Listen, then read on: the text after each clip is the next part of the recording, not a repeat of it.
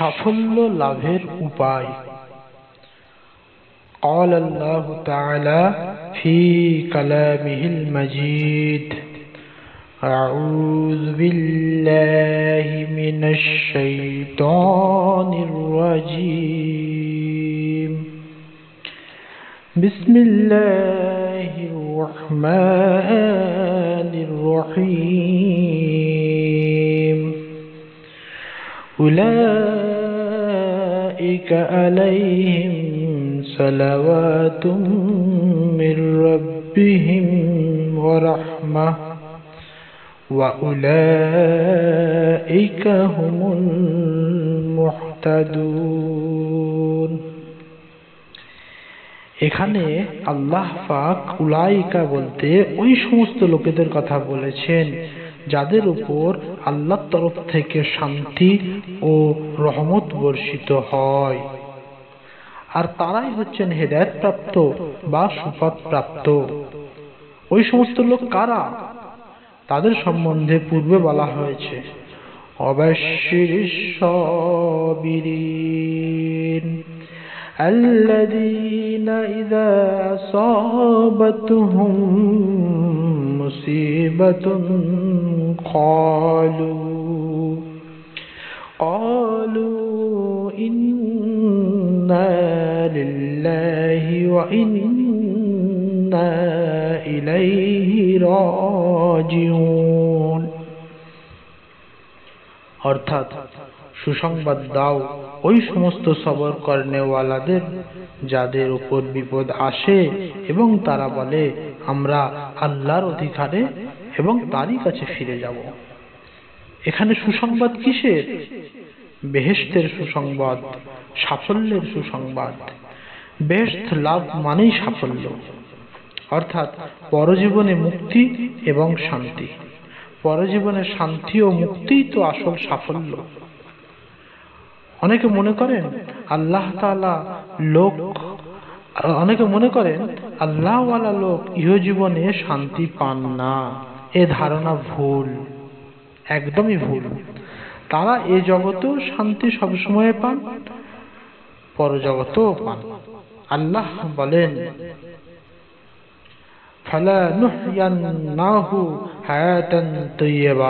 অর্থাৎ দুনিয়াতে আল্লাহওয়ালা লোকেরা পবিত্র জীবন বা শান্তিময় জীবন লাভ করেন, তবে সাধারণ লোকে সেই শান্তির সন্ধান বুঝতে পারে না।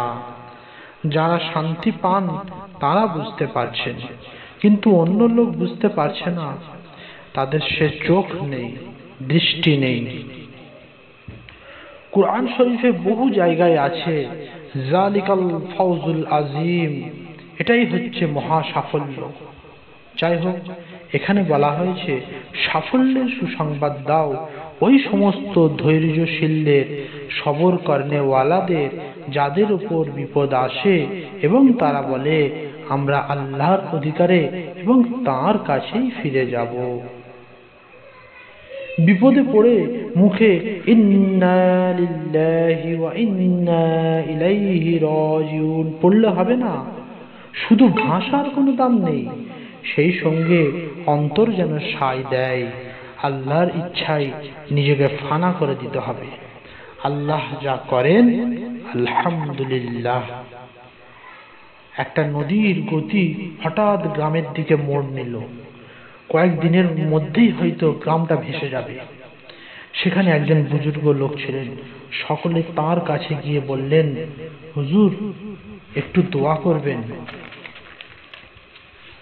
হুজুর একটু দোয়া করবেন যেন নদীর গতিটা অন্যদিকে ঘুরে যায়। তিনি বললেন, কাল সকালে প্রত্যেকে একটা করে কোদাল নিয়ে এসো। পরদিন সকালে বুজুর্গ লোকটি নদীর ধারে গেলেন এবং সকলকে বললেন, নদীর পানি যেদিকে আসছে ওই দিকে, অর্থাৎ গ্রামের দিকে সকলের নালা কাটো। সকলে বলল, হুজুর এ কেমন কথা?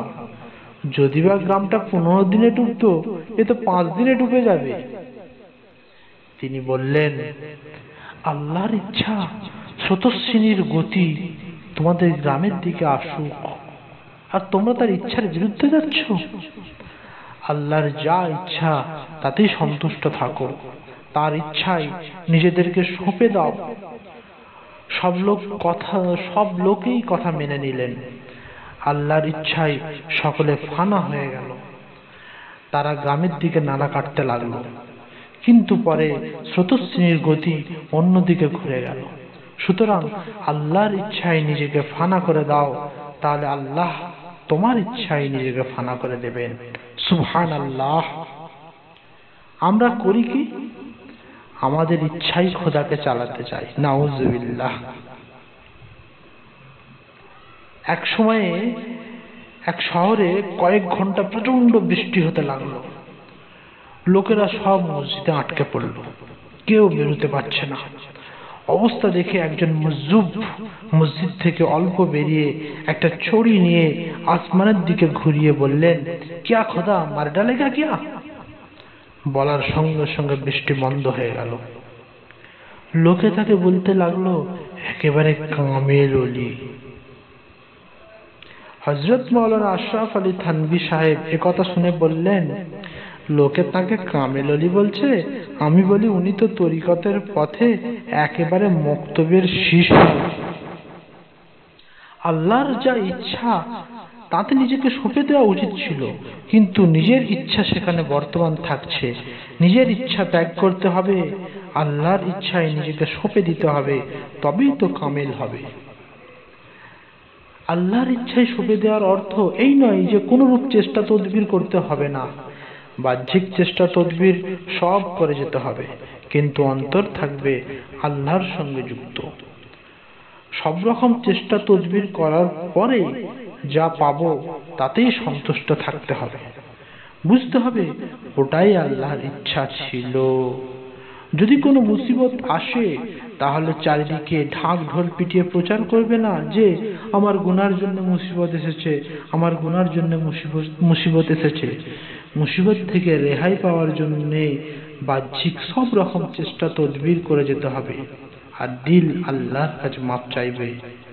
ওগো আল্লাহ, আমার গুনার কারণে হয়তো মুসিবত এসেছে, তাই আমার সমস্ত গুনাহ মাফ করে দাও, আর আমার এই মুসিবত থেকে দূর করে দাও।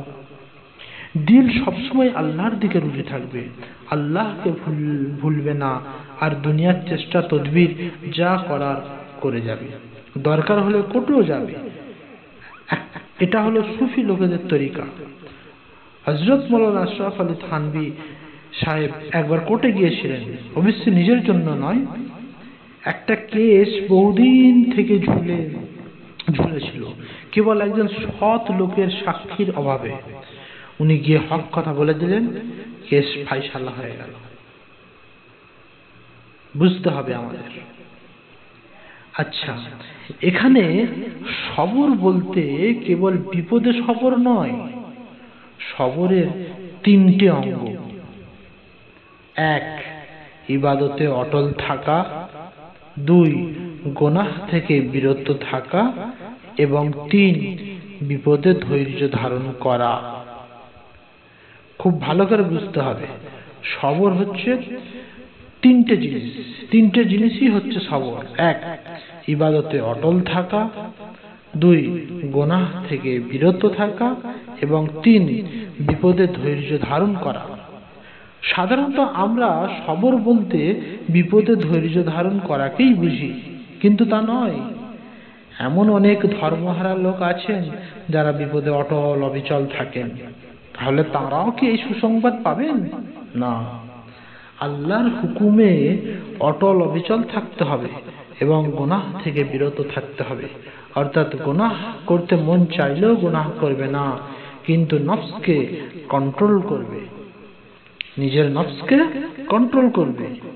এ কথাটা যেন আমরা কখনো ভুলে না যাই যে নফস একেবারে মরে না, দমিত থাকে মাত্র। সাধনা করলে নফসকে দমন করা সহজ হয়, তা না হলে সহজে নফসকে বাগে আনা যায় না। ঘোড়ায় যে চড়তে জানে সে ঘোড়ার লাগাম ধরে ঘোড়াকে নিজের খুশি মতো চালাবে, আর যে ঘোড়ায় চড়তে জানে না, ঘোড়া তাকে যেখানে খুশি নিয়ে চলে যাবে। কুরআন পাকে আছে, হযরত ইউসুফ নবী বলছেন, ওমা উবাররিউ নাফসি, ইন্নান নাফসা লাআম্মারাতুম বিসসুই ইল্লা মা রাহিমা রাব্বি।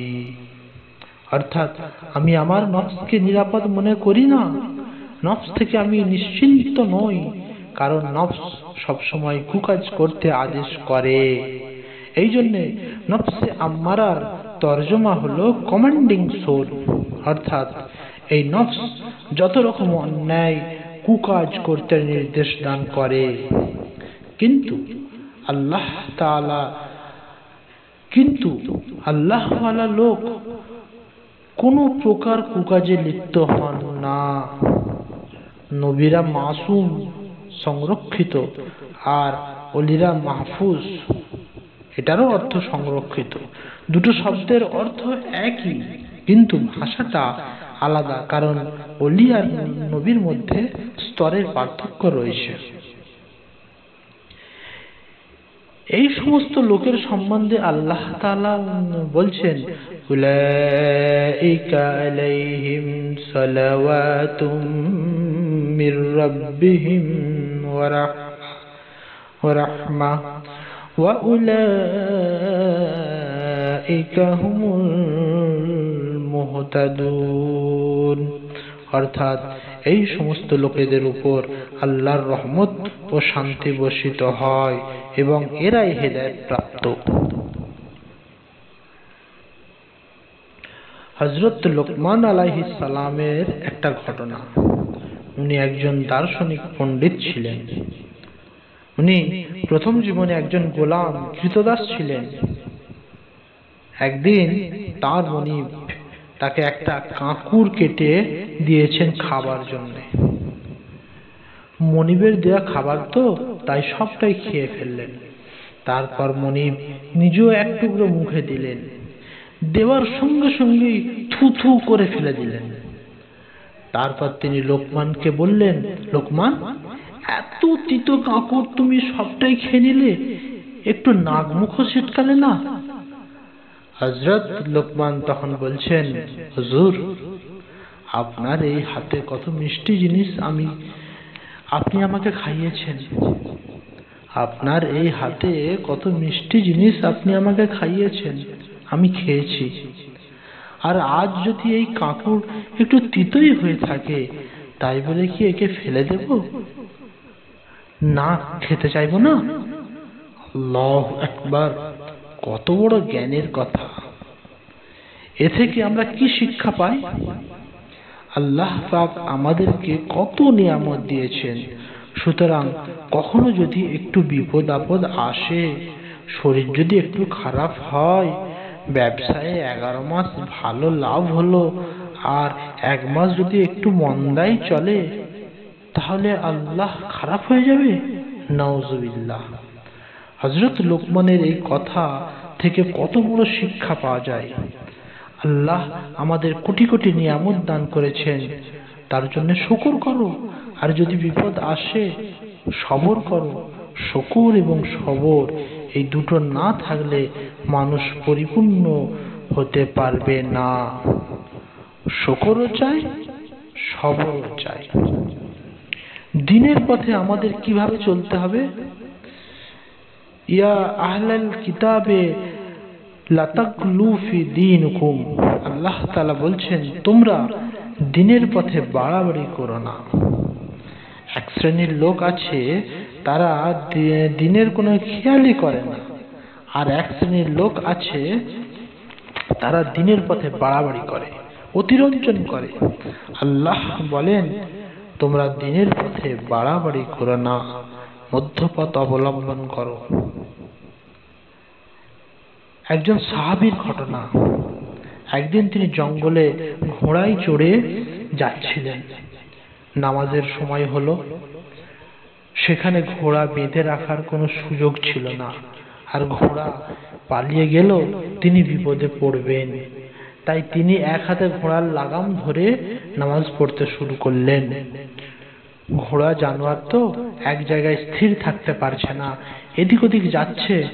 নামাজিকেও তার সঙ্গে একটু নড়াচড়া করতে হচ্ছে, কখনো এগোতে হচ্ছে, কখনো পিছিয়ে আসতে হচ্ছে। একজন খারিজি হযরত আলীর দুশমন এ দৃশ্য দেখে বললেন, এ কি নামাজ, আর এই নামাজই বা কেমন? তিনি সমালোচনা করছেন। তখন সেই সাহাবী বলছেন, তুমি কি জানো মহান বিশ্বনবী হযরত মুহাম্মদ সাল্লাল্লাহু আলাইহি সাল্লামের সঙ্গে আমি ছিলাম, তার সঙ্গে সময় দিয়েছি, তার খেদমতে, তার সংসর্গে থেকে সময় কাটিয়েছি। তিনি তো আমাদের জন্য এমন কোনো কড়া ব্যবস্থা দেননি। কাজেই আমরা জানি এতে আমাদের নামাজের অসুবিধা হবে না, এ অবস্থাতেও নামাজ হবে।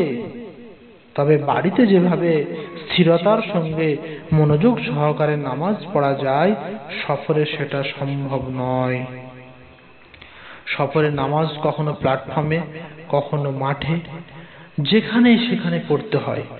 কখনো বাস ছেড়ে দেওয়ার ভয়, কখনো বা ট্রেন চলে আসার ভয় ইত্যাদি।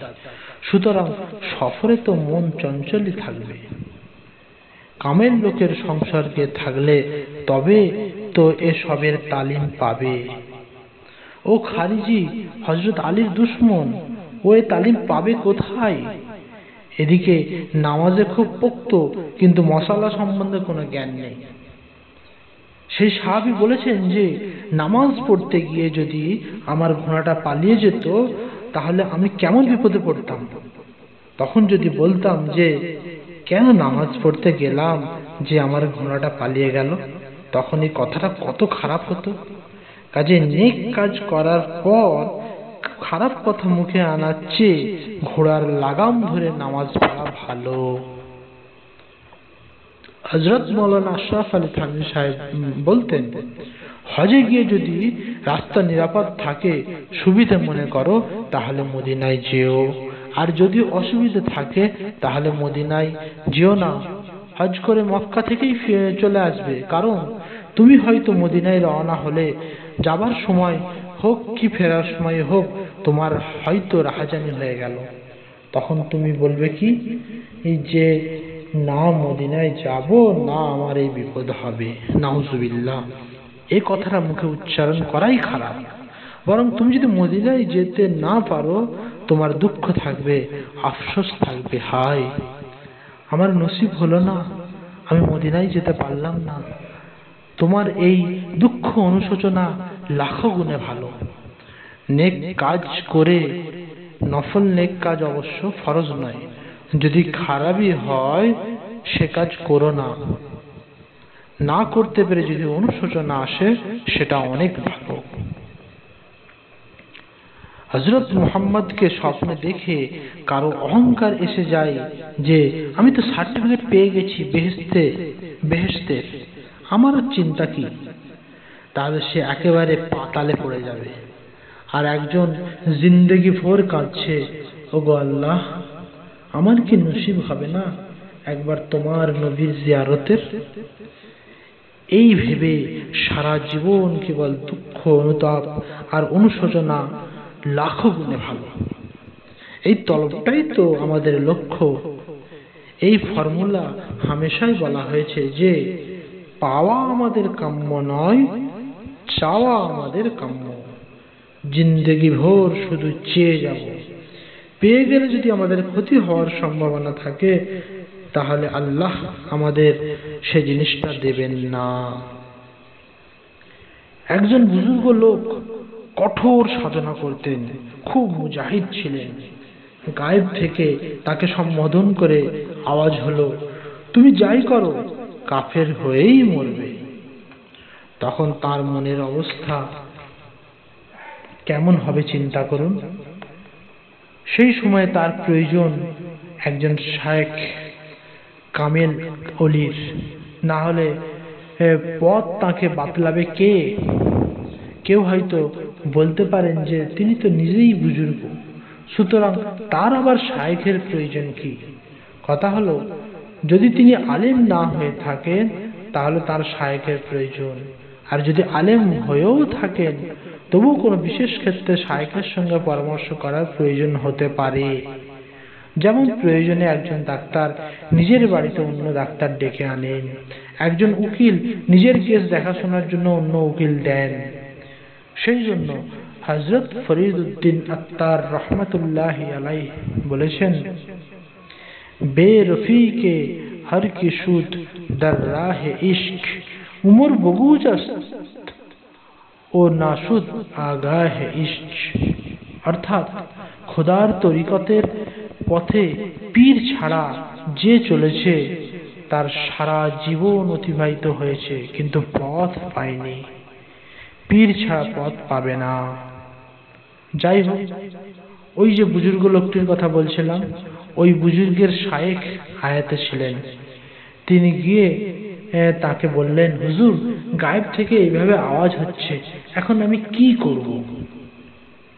তার শায়েখ উত্তরে বললেন, তুমি ঘাবড়ে যেও না, তোমার পরীক্ষা হচ্ছে এটা, তুমি কাফের হয়েই মরবে, কথাটা ঠিক। তবে কাফের অর্থ এখানে কাফের বিল্লাহ নয়, কাফের বিত্তাগুত। অর্থাৎ তুমি আল্লাহর সঙ্গে কুফর করবে না, শয়তানের সঙ্গে কুফর করবে। তুমি আল্লাহতে অবিশ্বাসী হয়ে মরবে না, শয়তানে অবিশ্বাসী হয়ে মরবে। কাফের কথার অর্থ অবিশ্বাসী। এটা তোমার জন্য দুঃসংবাদ নয়, সুসংবাদ। হযরত শেখ সাদী রহমাতুল্লাহি আলাইহি এর বুস্তা কিতাবের মধ্যে একটা ঘটনা আছে। এক বুজুর্গ লোক খুব ইবাদত করতেন, কঠোর সাধনা করতেন। একবার আল্লাহর তরফ থেকে এই শব্দ হলো, তু কুছ ভি কর কবুল না হোগা। অর্থাৎ তুমি যাই করো তোমার কিছুই কবুল হবে না। তার মুরিদ পাশে বসেছিলেন, তিনিও এই কথা শুনে নিয়েছেন। দেখুন কেমন বেইজ্জতি! এ কথা শোনার পর মুরিদের আর আকীদা থাকবে পীরের উপর? থাকাটা কঠিন। যাই হোক, সেই বুজুর্গ লোকটি পরের দিন আবার উঠেছেন তাহাজ্জুদের নামাজ পড়ার জন্য। মুরিদ তখন তাকে বলছেন, হুজুর, আজ আর উঠে কি হবে? কাল তো আল্লাহ আপনাকে বলেই দিয়েছেন যে যাই করো কিছুই কবুল হবে না। পীর সাহেব তখন তাকে বলছেন, ভাই, আর কোনো ঠাঁই যদি থাকতো, আর যদি কোনো দরওয়াজা থাকতো, তাহলে সেখানেই উপর হয়ে পড়তাম। আল্লাহ যদি কবুল না করে যাব কোথা? একে বলে তাওহীদ। ঈমান যাদের কমজোর তারা করে কি? আল্লাহকে ধরে আর হবে না, চল এবার মাজারে গিয়ে যাই, দরগায় গিয়ে পড়ি, নাউজুবিল্লাহ। বুজুর্গ বললেন, আল্লাহ কবুল করুক আর নাই করুক, আমার কাজ আমি করে যাব। তিনি কামেল, ব্যালেন্স ঠিক রেখেছেন, বিভ্রান্ত হননি। আল্লাহর তরফ থেকে আওয়াজ এলো, সেই দিনেই আমি তোমার সব কবুল করে নিলাম। সুবহানাল্লাহ। নিজের ইবাদত, বন্দেগী, সাধনা, আমিত্ব সবকিছু ত্যাগ করে নিজেকে একেবারে আল্লাহর হাতে সঁপে দিয়েছেন। এটাই আল্লাহর পছন্দ হয়ে গেছে, এটাই আমাদের দরকার। লা মালজা ওয়ালা মানজা মিনাল্লাহি ইল্লা ইলাইহি। কোনো দরগা নেই, কোনো ঠাঁই নেই একমাত্র তোমার দরগা ছাড়া। দরগা তো একটাই আমাদের, দোয়া আমাদের এইভাবে করতে হবে, আল্লাহ তোমার দরগা ছাড়া আমাদের আর কোনো দরগা নেই। কার কাছে হাত তুলবো? কে দোয়া কবুল করবে? তুমি না কবুল করলে কার কাছে যাব? তুমি আমাদের দিলের খবর জানো। আমরা কারো কাছে যাব না, কারো কাছে হাত তুলব না, একেবারে নম্রতার সঙ্গে আল্লাহর সামনে নিজেকে পেশ করতে হবে।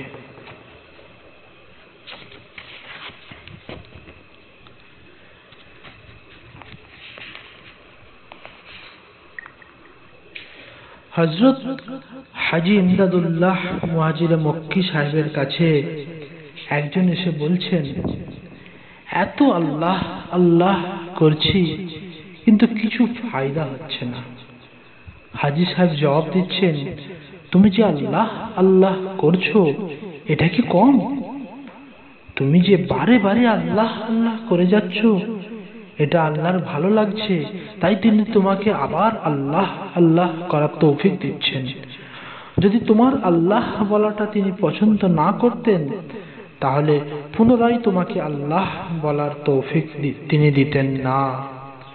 তুমি আল্লাহ আল্লাহ করতে পারতে না, তোমাকে অন্য ঝামেলায় ফেলে দিতেন, তোমাকে ভালো লাগতো না, তুমি তখন ছেড়ে দিতে।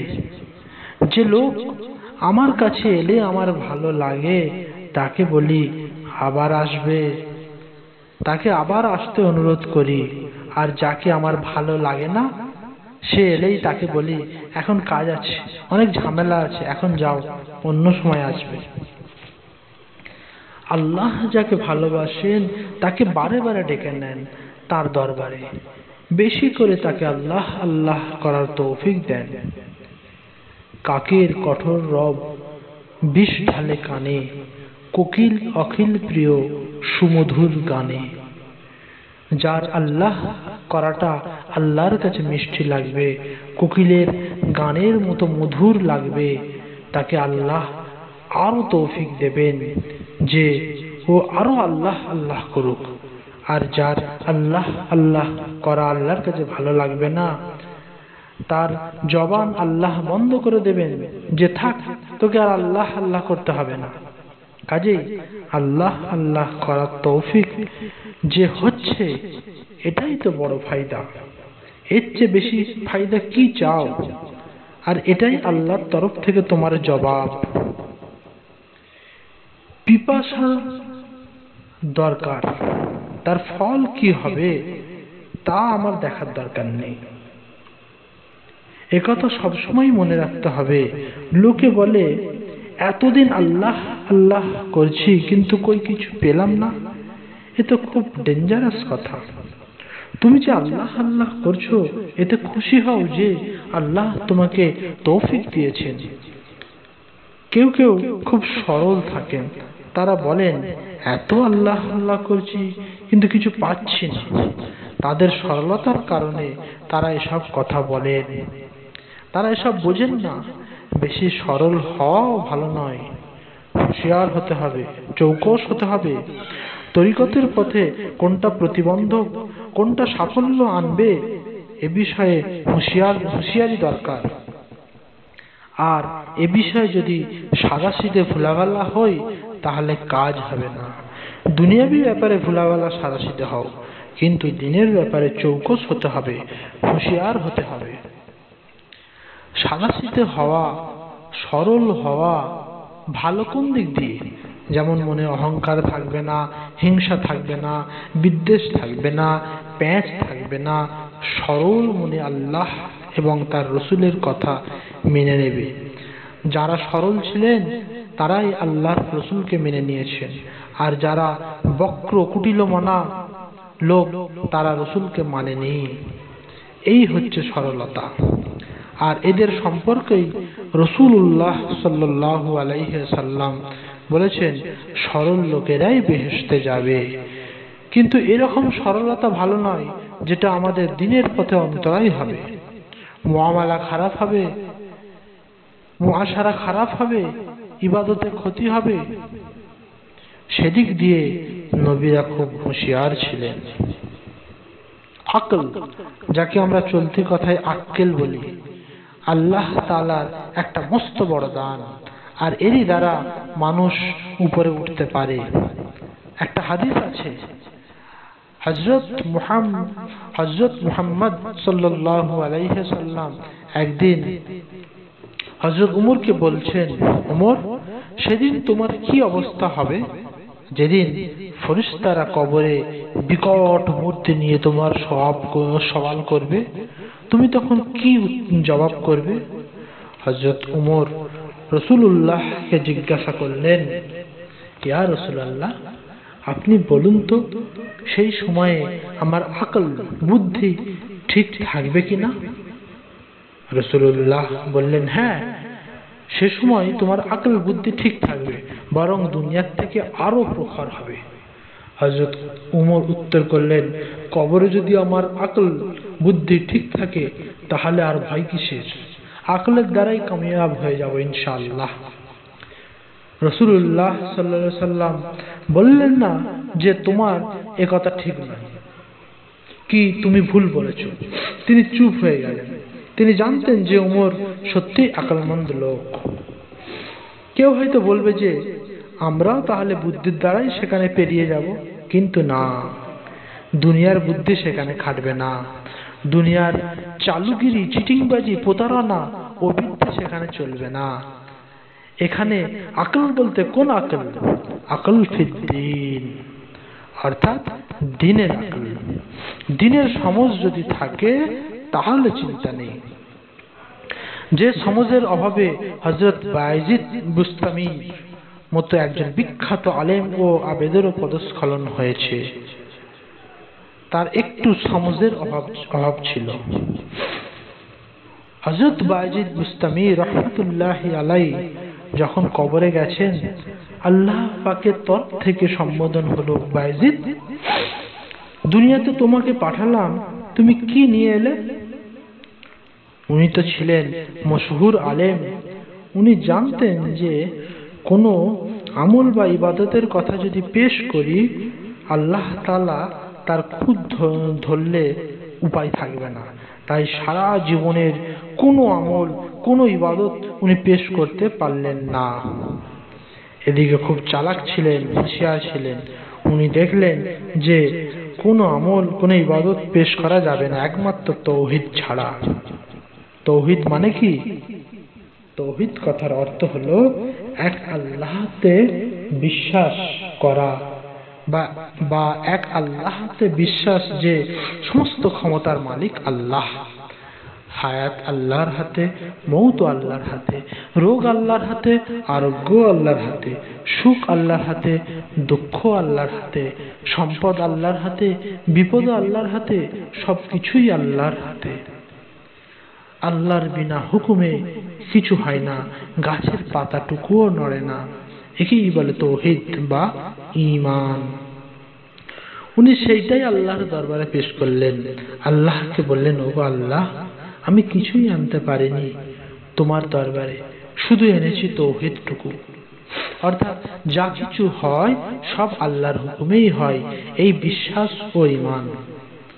আল্লাহ পাক বললেন, তুমি মনে করো সেই লাইলাতুল লাবান এর কথা, অর্থাৎ যে রাত্রিতে ঠান্ডা দুধ খেয়ে তোমার পেটের গোলমাল হয়েছিল, আর তুমি বলেছিলে যে এই ঠান্ডা দুধ না খাবো আর না আমার পেটের গোলমাল হবে।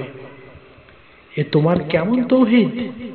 পেটের গোলমাল তো আমার হুকুমে হয়, আর তুমি বললে ঠান্ডা দুধ খেয়ে তোমার পেটের গোলমাল হলো।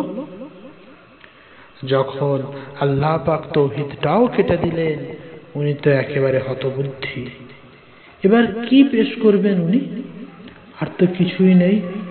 ভয়ে উনি কোনো আমল পেশ করলেন না, শুধু তাওহীদটুকু পেশ করলেন। কিন্তু আল্লাহ পাক সেটাও কেটে দিলেন। কথাই বলে, যেখানে বাঘের ভয় সেখানে সন্ধ্যা হয়। যাই হোক, তখন উনি একেবারে চুপ হয়ে গেলেন। আল্লাহকে বললেন, ওগো আল্লাহ, আমার আর কিছুই নেই। বায়েজিদ যে ঈমানের দাবি করেছিলেন, তাওহীদের দাবি করেছিলেন, সেটা আল্লাহ পাকের ভালো লাগেনি। কিন্তু যখন তিনি আল্লাহর কাছে সারেন্ডার করলেন, আত্মসমর্পণ করলেন যে আমার আমল, ইবাদত, ঈমান, তাওহীদ কিছুই নেই, আল্লাহ পাক বললেন, দেখো, তোমাকে আমি এমন উপায়ে নাজাত দিয়ে দেব যা তুমি কখনো চিন্তাও করোনি। সেই একদিন শীতের রাত্রিতে একটা ছোট্ট বিড়াল ছানা মিউ মিউ করে কাঁদছিল, আর তুমি তাকে তোমার কম্বলের মধ্যে নিয়ে শুয়েছিলে। ওই বিড়াল ছানার দুয়ার বরকতে আজ তোমাকে নাজাত দিয়ে দিলাম। সুবহানাল্লাহ। তবে এখানে কেউ আমরা ভুল না বুঝি যে এইভাবে একটু জীবের সেবা করেই আমরা নাজাত পেয়ে যাব, আর কিছুই আমল করার দরকার হবে না, এটা নয়। জীবে প্রেম করে যেই জন সেই জন সেবিছে ঈশ্বর, একথা এখানে খাটবে না। একজন বেশ্যা রমণী একটা তৃষ্ণার্ত কুকুরকে আঁচল ডুবিয়ে ডুবিয়ে কুয়া থেকে পানি তুলে খাইয়ে বেহেশতি হয়েছিল। লোকে বলবে যে একজন বেশ্যা রমণী যদি তৃষ্ণার্ত কুকুরকে পানি খাইয়ে বেহেশতি হয়, আমাদের আর আমল ও ইবাদতের কি দরকার, আমরা ওইভাবে কিছু একটা করে বেহেশতি হয়ে যাব। কিন্তু না, এখানে কথা ভালো করে বুঝতে হবে যে আমরা সব ইবাদত করে যাব, সব নেক আমল করে যেতে হবে। হুকুকুল্লাহ অর্থাৎ আল্লাহর হক, হুকুকুল ইবাদ অর্থাৎ বান্দার হক, সব আদায় করে যেতে হবে। তারপর আল্লাহ পাক কোনো একটা নেক আমলের বাহানায়, কোনো একটা আমলের ওসিলা করে তার খাস রহমতে আমাদের নাজাত দিয়ে দিবেন, এই বিশ্বাস রাখতে হবে। রহমতে হক বাহানা মিজওয়াদ, রহমতে হক বাহানা মিজওয়াদ, একই কথা, শুধু না আগে পরে হওয়ার কারণে অর্থের অনেক তফাৎ। আল্লাহর রহমত বাহানা বা ওসিলা খোঁজে, আল্লাহর রহমত বাহা মানে মূল্য খোঁজে না। তুমি কত বড় আলেম হয়েছো, কত বড় আবেদ হয়েছো, কত ইলম শিখেছো, কত দিনই খিদমত করেছো, এই মূল্য, এই কোয়ান্টিটি এই আল্লাহ দেখবেন না। তার রহমতে কোনো একটা নেক আমলের বাহানায় তুমি বেড়া পার হয়ে যাবে।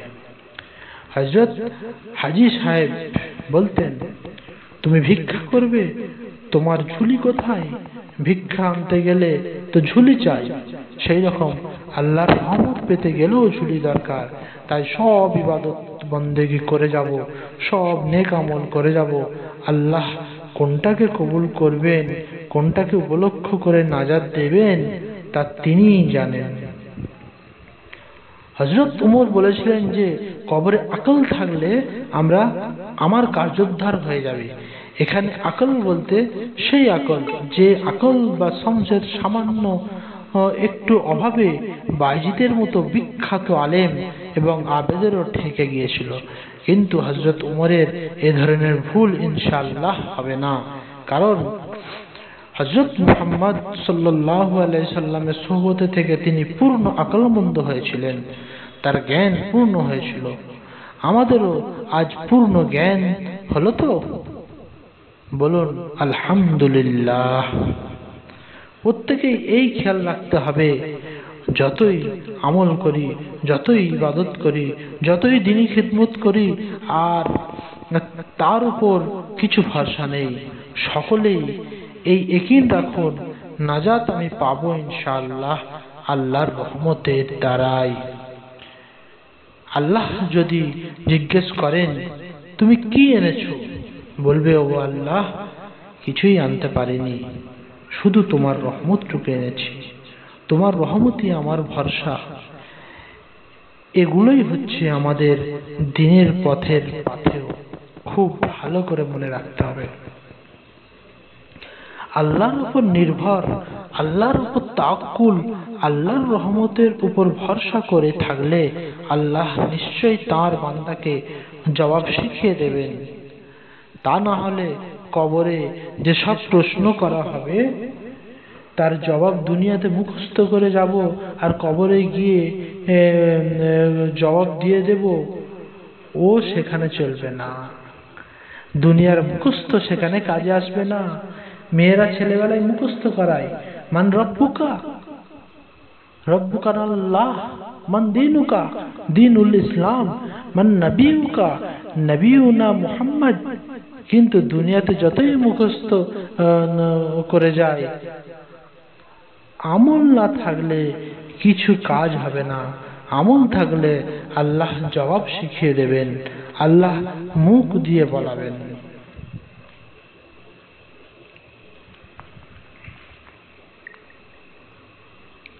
আমরা তো আল্লাহর কাছে কাঁদতে চাইনি, রোগ হচ্ছে আমাদের এইটাই, আমরা একেবারে বেপরোয়া হয়ে গেছি। চাইতে মজা লাগে না, চাইতে প্রাণ চায় না। নিজের জন্য দোয়া কবুলের উপায় কি? তুমি যখন অপর কোনো মুসলমানের ভাইয়ের জন্য দোয়া চাইবে, সবচেয়ে আগে সেই দোয়া কবুল হয়ে যাবে। আসরাউদ দুআই ইজাবাতান দোয়া গায়েবিল লিগায়েব। অন্য এক হাদিসে আছে, সেই সময় একজন ফেরেশতা নাজিল হন ওই দোয়াকারীর ঘাড়ের কাছে এবং দাঁড়িয়ে আল্লাহকে বলেন, ওগো আল্লাহ, এ অন্য ভাইয়ের জন্য যে জিনিস চাইছে তাকেও ওই জিনিস দাও এবং একেও তাই দাও। সুবহানাল্লাহ। তাহলে নিজের দোয়া কবুল করবার সহজ পথ হলো অন্য মুসলমান ভাইয়ের জন্য দোয়া করা। সেই জন্য সারা জাহানের মুসলমানের জন্য আমরা দোয়া করব, দোয়া করা দরকার। এই দোয়াতেই ইনশাআল্লাহ কাজ হবে। দোয়া হচ্ছে হাতিয়ার। মুমিনের, ইমানদারদের হাতিয়ার হলো দোয়া। আল্লাহর কাছে চাইলে আল্লাহ পাক দেবেন। পথ হচ্ছে একটাই, খুব দীনতাহীনতার সঙ্গে আল্লাহর কাছে কাঁদো, হাত তোলো, আল্লাহকে বলো, ব্যাস সমস্ত সমস্যার সমাধান হয়ে যাবে। আল্লাহ তাআলা ওয়াদা করেছেন, ওয়া ইযা সাআলাকা ইবাদি আন্নী ফাইন্নী কারীব উজিবু দাওয়াতাদ দাঈ ইযা দাআনি ফাল ইয়াস্তাজিবু লি ওয়াল ইউমিনু বি লাআল্লাহুম ইয়ারশুদুন। হে নবী, যখন তোমাকে জিজ্ঞেস করবে, হে নবী, যখন তোমাকে জিজ্ঞেস করে আমার বান্দারা আমার সম্বন্ধে, তুমি বলে দাও যে আল্লাহ একেবারে তোমার অতি নিকটে, তোমার কাছে, তোমার সঙ্গেই আছেন। আল্লাহ বলেন, যখন বান্দা আমার কাছে দোয়া করে আমি তার দোয়া কবুল করে থাকি, তার আহ্বানে সাড়া দিই। কাজেই বান্দাকে আমার কাছে দোয়া করা দরকার, হাত তোলা দরকার এবং এই বিশ্বাস রাখা যে আল্লাহ আমার দোয়া কবুল করবেন। আল্লাহ বলেন, আমার বান্দা আমার সম্বন্ধে যেমন ধারণা রাখে আমি তার সম্বন্ধে বা তার সঙ্গে তেমনই ব্যবহার করি। তাই এইভাবে একই নিয়ে দোয়া করতে হবে যে আল্লাহ আমার দোয়া নিশ্চয়ই কবুল করবেন। আমি বান্দা, তিনি আমার মাবুদ, তাকে আমি মাবুদ বলে মেনে নিয়েছি, সুতরাং তিনি কেন আমার দোয়া কবুল করবেন না? কেন আমার কথা শুনবেন না? আর মাবুদ যদি আমার দোয়া কবুল না করেন, কোথায় যাব? কার কাছে যাব? কে আমার দোয়া কবুল করবে? কে আমার কথা শুনবে? নিশ্চয়ই তিনি আমার দোয়া কবুল করবেন, আমার কথা শুনবেন, তিনি আমাকে বাঁচাবেন, ইজ্জত দেবেন। এইভাবে বিশ্বাস নিয়ে যে বান্দা দোয়া করে আল্লাহ পাক তাকে বলেন, বান্দা, তুই আমার সম্বন্ধে যেমন বিশ্বাস রেখেছিস আমি তোর সঙ্গে তেমন ব্যবহার করব। সুবহানাল্লাহ। এই হচ্ছে পথ, একটাই পথ। মহান বিশ্ব নবী রাসূলুল্লাহ সাল্লাল্লাহু আলাইহি সাল্লাম বলেন, আদ-দুআউ সালাহুল মুমিন। দোয়া ইমানদারের হাতিয়ার। খুব ভালোভাবে মনে রাখতে হবে, দোয়া হলো ইমানদারের হাতিয়ার। হাওড়া জেলার ধসার পীর সাহেব হযরত গোলাম কাদির সাহেব রহমাতুল্লাহি আলাইহি বহুদিন থেকে হুজরানসি ছিলেন। একদিন একটা ছেলে মাথায় ঝুড়ি নিয়ে আনাজ বিক্রি করতে যাচ্ছে আর গান গাইছে, রইল খাঁচা উড়ল পাখি আর তো এলো না। হযরত গোলাম কাদির হুজরার ভেতরে ছিলেন। গানের শব্দগুলো তার কানে পড়তেই উনি হুজরা থেকে বেরিয়ে এসে ফিট হয়ে গেলেন। এ কি কথা! এই খাঁচা দেহ পড়ে থাকবে আর পাখি রূহ বেরিয়ে চলে যাবে। আল্লাহর কাছে কি জবাব দেব? চিন্তা করুন। আমরা কি এ কথা ভেবেছি কোনোদিন? একে বলে হাল, আবেগ।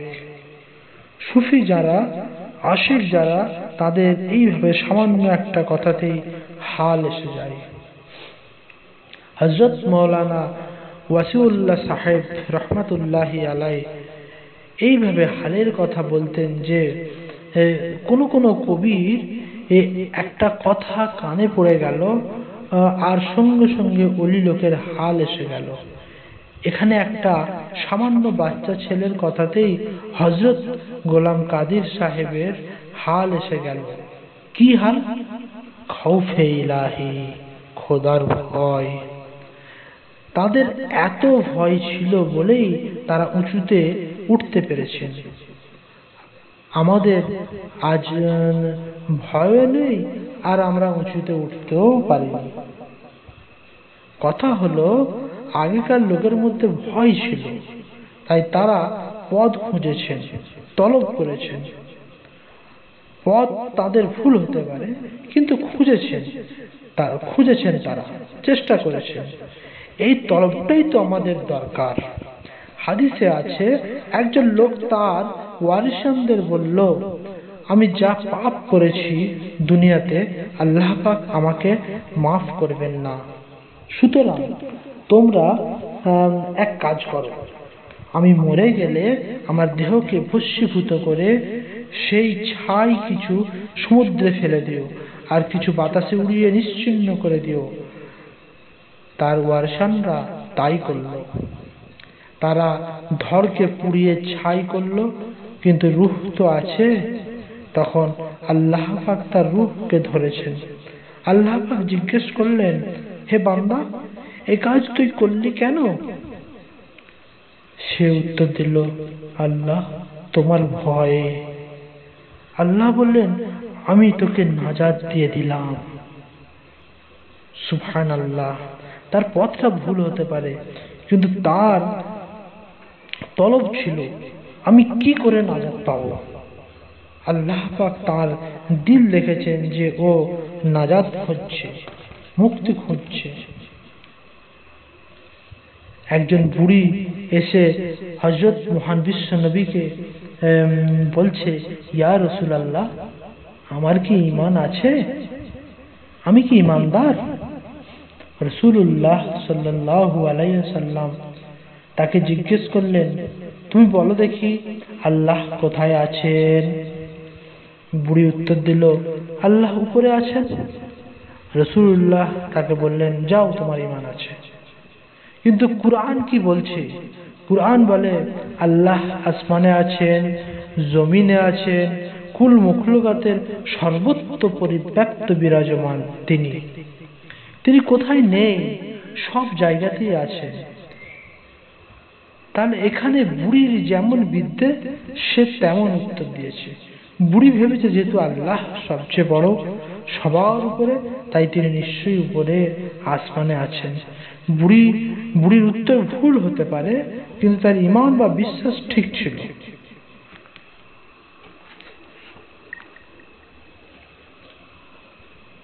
হযরত মুহাম্মদ ছিলেন মাসুম নবী, বেগুনাহ নবী। বেগুনাহ হয়েও দৈনিক 24 ঘন্টার মধ্যে আস্তাগফিরুল্লাহ পড়তেন 100 বার। তার গুনাহ ছিল না, তবু তিনি আল্লাহকে বলতেন, আল্লাহ গুনাহ মাফ করো, আল্লাহ গুনাহ মাফ করো। উলামায়ে কেরাম সাধারণ কথা বলে দিচ্ছেন, উম্মতের তালিম দেওয়ার জন্য তিনি এরকম করেছেন, কিন্তু সুফিয়ায়ে কেরাম এখানে গভীর তত্ত্বের দিকে চলে গেছেন। সুফি ও ওলিদের থেকে বহু উচ্চে স্থান কাদের? নবীদের। সুফি ও ওলিদের যে অবস্থা হয়, নবীদেরও সেই অবস্থা ছিল। সেই অবস্থাটা কেমন? ভেতরে আল্লাহর সঙ্গে সম্পর্ক আর বাইরে মখলুকের সঙ্গে সম্পর্ক। এখানে যদিও বাহ্যত মনে হয় তিনি উম্মতকে তালিম দিচ্ছেন, কিন্তু নবীর হৃদয়, নবীর প্রাণ, মনটা কি বলতো? ওগো আল্লাহ, আমি তোমার কাছে গুনাহগার। এটা হলো নম্রতার একেবারে চরম অবস্থা। হযরত মহান বিশ্ব নবী ফরজ নামাজের পর সালাম ফিরিয়েই পড়তেন, আস্তাগফিরুল্লাহ, আস্তাগফিরুল্লাহ। লোকে বলে গুনাহ করার পর আস্তাগফিরুল্লাহ পড়া হয়, কিন্তু নামাজ পড়ার পর আস্তাগফিরুল্লাহ পড়ে কেন? এটা আমরাই কি কেবল পড়ি? রাসূলুল্লাহ তো পড়তেন। কেন? তিনি এই কারণেই পড়তেন যে, ওগো আল্লাহ, তোমার দরবারে যেভাবে দাঁড়ানো দরকার ছিল, যে ভয় ভক্তি নিয়ে তোমার ইবাদত করার দরকার ছিল, যেভাবে তোমার দরবারে আমার উপস্থিতির প্রয়োজন ছিল, তার আমি কিছুই করতে পারলাম না। এই জন্যই এই অক্ষমতা স্বীকার করে ফরজ নামাজের পর সালাম ফিরিয়ে তিনি পড়তেন, আস্তাগফিরুল্লাহ। ওই একই কারণে মজলিস ভঙ্গের পর, কোন নেক কাজ করার পরও তিনি পড়তেন আস্তাগফিরুল্লাহ। যেমন আমরা মজলিস ভঙ্গের পর ভালো মজলিস হলেও পড়ি সুবহানাল্লাহি ওয়া বিহামদিহি, সুবহানাল্লাহ, সুবহানাকাল্লাহুম্মা ওয়া বিহামদিকা, আশহাদু আল লা ইলাহা ইল্লা আনতা, আস্তাগফিরুকা ওয়া আতুবু ইলাইক। ওগো আল্লাহ, কত বিয়াদবি হলো, হক আদায় হলো না, আল্লাহ তুমি মাফ করো। এখানে রাসূলুল্লাহ সাল্লাল্লাহু আলাইহি সাল্লামের যে দীনতা, হীনতা, তারই প্রমাণ।